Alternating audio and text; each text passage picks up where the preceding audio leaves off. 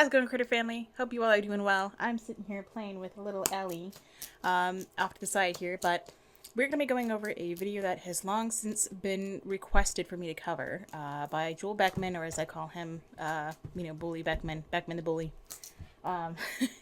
Has Prince met his match, Dominant Bulldog? So if you want to see the video first, or without my commentary, without my pausing and playing, then watch it first or watch it after. Whichever you prefer, or don't watch it at all. If you like him and support him, then don't watch my video.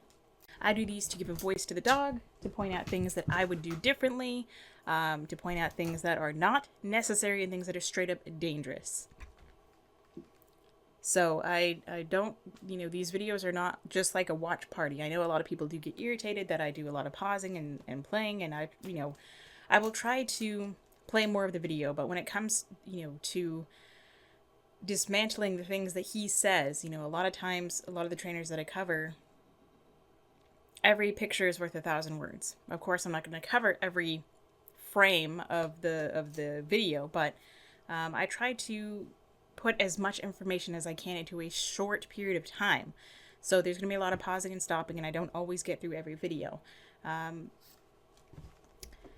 But the people who know it and like the content, then they stick around. The people who don't, it's not your cup of tea, then, I totally get that. I totally understand. I try my best to, for videos when I want to get more of the video in, then I'll mute it, because otherwise, when he's talking, he spreads a lot of, misinformation or straight up lies, or he's just, name calling the dog and all that.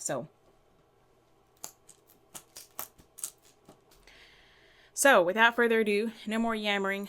Let's get to watching. This is Archie, a little over a year old, old bulldog is what he's called. Pop. So, and by old he means the spelling is OLDE, bulldog. So it's his own breed of bulldog. It's not an old English bulldog. It is another brachy. Thank you for clarifying that earlier. In another video, I said tracheocephalic. I meant brachycephalic or brachycephalic, however you pronounce that word. But dogs with not just smushed faces, but oversized heads compared to a narrow nasal cavity and sinus cavity and all that. But either way, they can't breathe very well. This is a pretty nutty session, and you're going to see him get better. They've been through a lot. You're going to see a correction in a minute that's going to change. There's been a number of corrections. The dog pulls ahead of him, and then he corrects them, and the dog stays close to him, and he knees him in the head. So what do you want? I mean, he's so confusing to the dog. He's so confusing to the dog that no wonder they just ignore him. He's been to a lot of trainers. And that is testament to the dog itself has been to a lot of trainers. What about the owners? What about the accountability on the human in this equation? It's not the dog, it's the humans. The humans either didn't know how to train him, if it doesn't matter what method they were using, either it was unnecessary if they're using anything like Joel does, or they didn't, they weren't as qualified or experienced if they were using positive reinforcement, or that the owners just don't listen to the trainers. More often than not, I find that owners are either confused or they just straight up don't care and don't listen, don't do their homework from what the trainers are telling them. Then we want to blame the dog, and then all the accountability is put on the dog. He also jerked this dog at the end of a 6-foot leash with a head halter on. If you can't see why that is so dangerous, then I can't help you. The majority of people, I think, would see how dangerous that is, but it is extremely dangerous and abusive, in my opinion. He could break this dog's neck. He could cause injury to the face or the nerves, or, he could at least cause paralysis, or it is so dangerous. And the company itself, I don't think, would ever endorse this, because it's a liability. And this idiot here acts like, he does it every day, because I'm sure he does do it every day. And he acts like you should do this. You should correct your dog like this. That knees him in the face again, and you're going to notice the changes from that one correction. These owners have had a lot of big dogs in the past. They do a good job with Archie. So what was that cut there? There was a cut Look at that little face. He's so Correction. These cute. owners Probably trying to rub that head halter off, have had a lot of big dogs in and the then a past. They random do a good cut. job with them. So what happened? What happened in that cut? I mean, I'm not saying that he necessarily did anything. He may have been just adjusting the choke chain here from in front of this flat collar to behind it, which I think that's all you need is a flat collar. I mean, I wouldn't use it with a dog like this because, again, the brachycephalic or brachycephalic, they have trouble breathing. So I don't want to cut off the airway in any way, shape, or form. I might as well treat this dog like they have a collapsed trachea, just because, regardless of if they pull on their own, and I'm not trying to put extra pressure on them, I don't want to risk them not being able to breathe enough as it is, or breathe any less. I mean, very short muzzle, closed up nostrils. I mean, this dog, massive head. This dog, to me, just looks like a mutant. I mean, I don't think anything like this in nature would look like this, but I mean, he's adorable. He's an adorable little mutant. He's super cute. Very fit. Looks like he has a very nice, healthy body. Otherwise, aside from the almost cartoonish looking features he has on his face, which he can't help that. I mean, none of that is the dog's fault. That's just humans, doing what we think. I mean, whatever. That's a whole different soapbox. But this would be the minimum width of collar I would have on a dog this size, but I would have him in a harness, and I would especially walk him on a harness because, again, I don't want anything getting into his cutting off his air supply or his windpipe or putting any pressure on that, or digging into his. Some harnesses may be able to dig into the collarbone. Those like slip-on harnesses that have like the little. I'll try to put a picture up here. Basically any harness you look up that has those Velcro labels, has that one strap in the front, and that can really dig into the trachea, into the collarbone there. So Archie on walking him on a leash and on basic obedience, but they have some things only to trip. learn, as everybody has some things to learn. There, you saw my correction up top about 20 feet before that, and then you saw the result of that correction right there. And you're going to see doesn't the even result let the dog sniff. in front of me to go through this fence, and you're going to see him hesitate. That is from that one correction. I don't think so. Very few people do the correction as well as it should be done. Because they don't want to be abusive. That's it. They don't want to abuse their animal. They don't want to cause pain or physical harm or try to kill their animal. He is a very handsome little dog. And by that I mean like he has a very healthy, muscular, cute looking body and a cute little face. Everybody needs help with it. It's down and to the side. Watch it. And no. then Nobody needs help with it unless they want to abuse their animal, try to kill their animal, harm their animal physically, or just cause a very stressed response that I'm speechless. And this guy is bold. He is a bold dog. All bulldogs are bold, okay? And he's an old. But he says all. There are no absolutes in the world, even in the animal kingdom. He says all bulldogs are bold. I mean, I'm sure the majority of them, the majority that I have seen, the majority I've worked with, are very bold dogs. But that doesn't mean that excuses you to use an abusive technique. An old English bulldog, an old bulldog is what they're called. This guy is big. He is strong. He's adorable. And he loves his owners, but there's to some degree a lack of respect there. There's so I cannot read what this dog can do to avoid any kind of correction. He drags him towards him, or he pops him towards him abusively, and then when the dog does go towards him, he knees him in the face.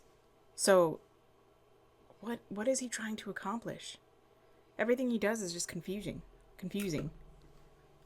Respect to me until he meets Prince, and he's going to meet Prince in a minute. He's trying to rub the damn head halter off his face because it's way too tight. He probably can't breathe very well because he has to breathe through his mouth, and you knee him away.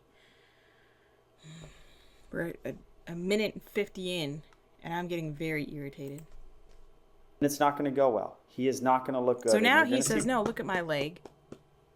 Why? You're just going to knee him again. He's smarter Prince than you. do something that you've probably never see Prince do. Dragging him away. And we'll see that in a minute. So Now That was watch absolutely this. for Did my nothing. correction work? Yes. He was moving away from the fence, dummy. The fence was more corrective than you. He saw the fence coming towards him. He was moving away from the fence, not from you. Get over yourself. So he started to turn towards me. Then the gate hit the fence, and he kind of flinched a little bit. But you saw him. He's like, You I'm ran not away leaving from this the guy. fence. This guy. When I leave him, I get a correction down to the side. Look at him checking with me. No, he doesn't say he gets a correction down to the side. He says, ouch, this guy rips my face off. So, And then when we're I'm close to seeing the some guy, he knees me in the face. that one correction up there. No, it's not. Now, He's probably had he's 25, gonna do a 30 sit corrections stay. by now. You guys have to remember, a sit stay and taking off the leash is not a release. See, he's not Okay? he's not conditioned to the head halter. That's why he's fighting it. Fighting the gentle leader is also unacceptable, especially for Well, a if you would condition it, look at that face. Aww. If you would condition it properly, he wouldn't fight it. If it wasn't so tight, he wouldn't fight it. If you weren't an idiot and actually knew what you were doing, you wouldn't have it on him in the first place for him to fight it. like him who says, "Yeah, I want to fight the gentle leader. Yeah, I want to." He says, "Get it off my I face wanna because do you're this." aggressive."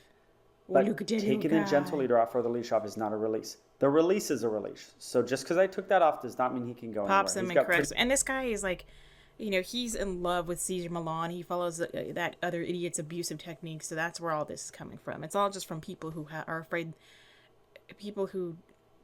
men who have a small penis and they're trying to make up for it. pretty good basic obedience. Now he gets released. Look how he runs. You ever see the Ghostbusters dog? The dog things at the end of the first Ghostbusters? Rewind that. He looks just like those dogs when he runs from the back. It's so funny. All right, so you're going to see... I've never seen Ghostbusters myself, so I wouldn't know, but I'm sure if you go Google that, then I'm sure that would be a good movie, and I'm sure that would be an interesting clip. I have no idea what he's talking to about, me though. for jumping on people. He takes their sock and he won't give it up. Okay. So you teach him I to didn't trade. address that. I talked to him about it, but I didn't put in this video because it doesn't really fit what I'm trying to show you in this video. And it's a hard thing to deal with. But it really is a respect thing. Okay. No, it's not. Them, It's the fact that for him, respect is fear. That's not really respect. That's, having a good, respectable owner is, or leader, follower, whatever you want to do, call it, is someone you can count on to keep you safe. And, a good owner would keep their dog healthy and respectable of other people's and animal space. They would have good manners, but they don't have to be afraid of their owner. Adonis respected me because he knew that I respected him. It's a two-way street. You don't just get free respect. Otherwise, then that's just fear-mongering, and that's just abusive. they're good at being the boss. They're not great at being the boss. They have to learn a few things, which we get into today. And they don't know how he is with dogs. Cutie. He really hasn't met many dogs because he's too big and strong and he doesn't look good when he meets them. So how in the world are they going to do that? He is That's very where people muscular. I mean, that is a very just thick boy. Not necessarily thick with two C's as in he's fat, but he's a very powerful, strong dog. Out to my facility 8 times out of 10 for. At least the feisty stuff is meaning dogs. All right, Prince is on the deck. He sees Prince. He just got neutered. He got neutered, I think, like a month before this session. I've done 2 sessions with him. The first session, he was not neutered. This session, he is Lovely, neutered. and he's still... These people have paid thousands of dollars for 3 sessions. I mean, that... Hi, Herms. All right, Herms wanted to say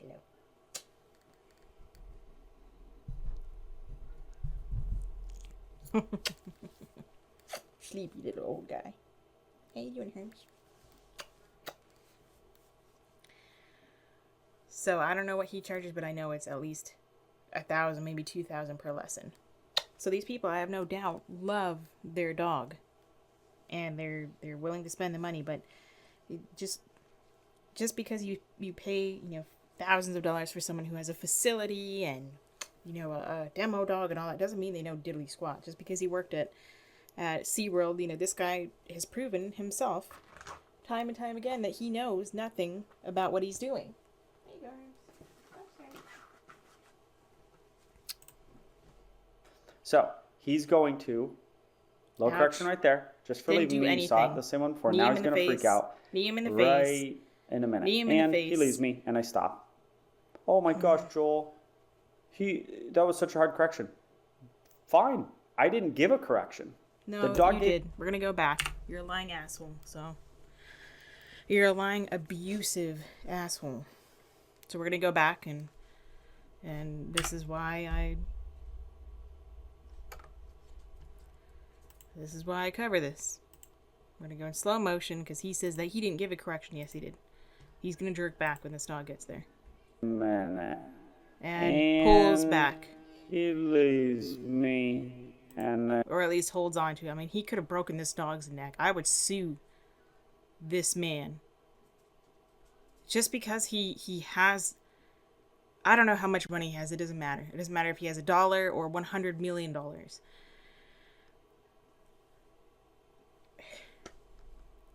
You don't have to accept this kind of treatment from anyone. You don't have to let them treat your dog like this. He says he didn't give a correction. Putting this on, allowing the dog to get over there, that is you giving the dog a correction. You put the tool on the dog to correct them. I stop. Oh, I didn't give a correction. Yes, you did. The dog gave himself a correction. No, he didn't, because you set this up. You walked him over here. You put this head halter on. You forced him to come over here when he was probably perfectly fine just sitting over here. Here's what I would do. Alright, we'll go through a little bit more of the video and then I'll tell you what I would do. Dogs should and can Ouch. learn that when they are on a leash and they lunge, they give themselves a correction, and No. they learn. They actually They do should learn. not learn. They're not soft little dumb creatures like many trainers who get mad at corrections think they are. He's talking about people like me. He's not talking about me because at the time of this video he didn't know I existed. He's talking about positive reinforcement people, and I do not think dogs are dumb little creatures. Not by any means or stretch of the imagination. I absolutely know that they are... I give them respect. You don't. You actually act like they are dumb creatures. Because you say that they give themselves a correction. Well, I shouldn't do that then. Now, watch Prince. You're going to see Prince do something. You can do that. It's not necessary because look at... The dog still didn't learn diddly squat. The dog didn't learn from 3 massive corrections running to the end of the leash while you held on to it, which you are giving him a correction. I don't care what you say. He's never done before. Prince God, loses he can barely breathe. He can barely open his mouth. the dominance battle right. Now, he could have moved away. He flinched because he moved the leash to this side. He thought he was correcting him. Or he could have thought that. I don't know exactly what's going on in Prince's mind. Prince might have thought that Joel was When you signed correcting up for him. pet insurance, Another ad. Walks away lip lick and his foot was up. He puts his own dog in danger every time he does this. I think Prince thought he was correcting him with the leash. And so that's why he moved away. And Dummy doesn't even realize it. Like this guy. This guy's tougher than me. Watch. You ever seen Prince go over there? No, you probably Yeah, because he haven't. normally goes and pisses all over your fence. He wants nothing to do with this guy. This You're already guy's just keyed right staring there. him down, and he's tough. And I don't blame Prince. He looks either. excitable, like he I just don't wants to want play. Prince to He has be a very like- stressed tongue. Very stressed tongue. It could be because he can't open his mouth enough to be able to breathe and to pant like he needs to. I'm going to take on every dog in the world. I don't want my kids to meet I the see toughest this as guy. this When I was dog is growing up, Mike excitable. Tyson was the toughest guy in the world. I don't want my kids to be like, yeah, I feel like fighting Mike That looks like Prince P. Maybe it is this dog. I don't know. Probably is Prince's P though. but- Tyson to make a point. You're going to get hurt.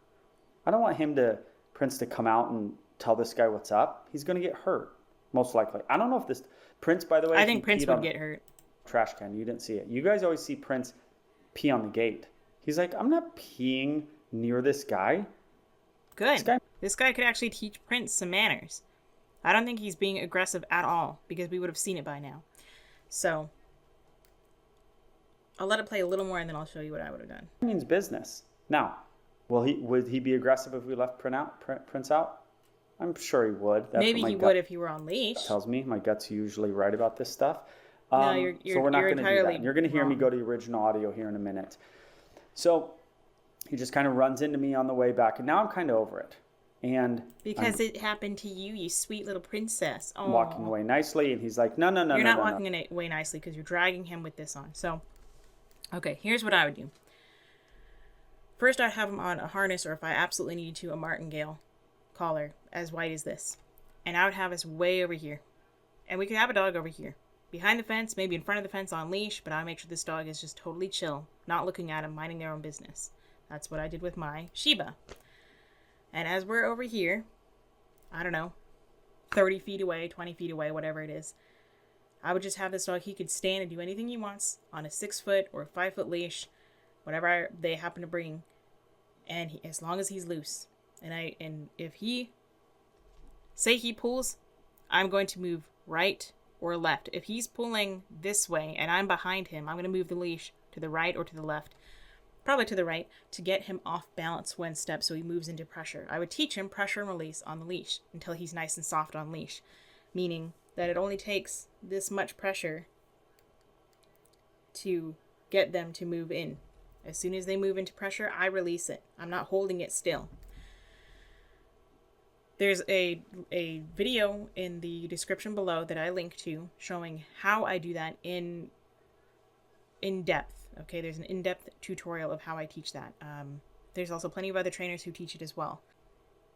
Next, as long as I can have the dog, he can walk around me, do whatever he wants. Even if he's barking, he can do whatever he wants on a loose leash, as long as he's not pulling me or acting like a madman. If he's lunging, we're going to back up further. My goal of being over here and making it look like he's not doing anything, he can look at the other dog, but I don't want him staring. He can look at the dog, he can, be curious, he can look away. The behaviors I'm looking for to capture and then reward. Capturing means that you wait for a natural instance of this behavior to show itself. So if he's sitting there and he's 20 feet away, and the reason why I have him so far away is wherever he is under threshold. Under threshold meaning that he can sit there, he can take a treat, he's able to take food, he's not so stressed that he's ignoring it, spitting it out, or he can't, you can do this all day long and he's still just focused on Prince or whoever the demo dog would be. So once he's under threshold, whatever that distance is,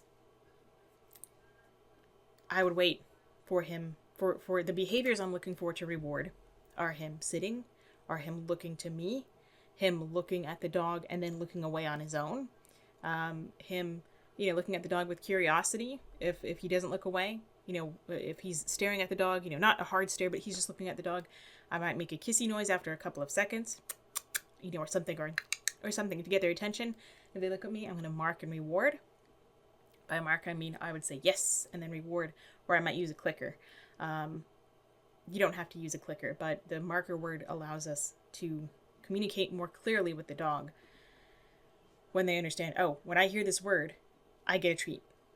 So we're teaching this new behavior that it's more rewarding to look away from the dog, and you can associate this dog as something positive than it is to just stare at the dog. So I'm teaching a new behavior. Now, stay with me. This doesn't mean that you're going to be using treats for the rest of your life, for the rest of the dog's life. The whole point is that you fade away. Hi, Herms. The whole point is that you fade away from the treats, but don't worry about getting away from the treats too soon. Okay? We would just be right here, and he can, do whatever. I don't care about sits. I don't care about down. I don't care about anything else. I'm just going to sit there and reward. Then I would move over here. We're still at the same distance from the other dog. We just move to the left and then we move to the right. Then I might walk him on leash. And if at any time he starts to lunge, then we're going to back up a little bit.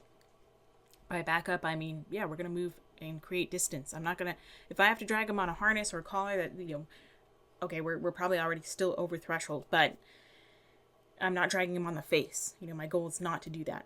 If I can walk him up and down and he's totally fine and comfortable and he's not pulling to get to this dog, then we'll move up maybe 5 feet up to here and do the same thing all over again. And the goal is to slowly work our way up over here when there's not a fence in the way, because that can create barrier reactivity, same as both dogs being on leash. But we would do that to where, for safety, I would have the fence there, or I might have both dogs, even the demo dog, with a basket muzzle, and I would have both dogs properly conditioned to a muzzle. So that way, if we do sniff, I would, by the time they go to sniff between the fence, I would have the leash off or have them dragging a leash. Again, on the harness, I wouldn't have them dragging on the collar, just in case we need to separate them. If I'm going to have one dog on the inside of the fence, they would have basket muzzles the same as the dog on the other side of the fence. Just so we don't, we're all under the same, if they go for the fence, they're not going to be able to hurt each other or hurt themselves. They just bump into the fence. Then I would go into a big wide open area where there's not a lot of tripping hazards or there's not corners or anything where the dogs can get into trouble. And I would have them both go. I might have this guy dragging a leash, maybe not, but they would both have basket muzzles, and then we would see how they do with other dogs, and probably in his little acreage over here, whatever he calls it, whatever he calls it, the big green field. I would let them go, and I would let them run around, and I would let them go and let them run around and let them be dogs. And if playing got too rough, that's why we have the basket muzzle. Then we would be able to go over. We would separate them. That's why you want to have a really good, well-trained, controlled demo dog. You want them to be balanced, that they don't take it personally, and they're not a dog like Prince, where he's just gonna try to intimidate this dog and then get his butt whooped, and then has an issue from that. So that's how I would do this. Let's see how else this guy covers it. I want to get in this, so I do the little leg flip right there. Bink. He's like, nope, I'm gonna look at the dog. Leg flip. Nope, I'm gonna look at the dog. So here he's abusing this animal. That is way over threshold. The fact that the dog is not able to look at him, even after harsh, abusive corrections, this is abuse in the name of training. Over. Oh, he's like, oh. So this is where he's below threshold. I didn't know you were here, buddy. Correct? Ouch. Don't worry about the dog. That dog isn't your concern. No, now he's still over threshold a bit. I am your concern. Okay, go be mean. I release him to go mean. He's like, no way. This dude means business. You don't have to allow this to happen. People would never do this because they're not an abusive idiot. He may do it to his own dog. He does it to other dogs. They could sue him. They should sue him. I would sue him. I mean, I wouldn't be here after one correction. I'd be, we're done. I'm not paying you a damn dime. I would sue him to get my money back. I would, call the SPCA on him, or whatever you do for, animal rights. But nobody cares anyway. Because he posts this and he gets monetized and he gets paid for this. And people want to come here and claim that, I don't know what I'm talking about. Okay.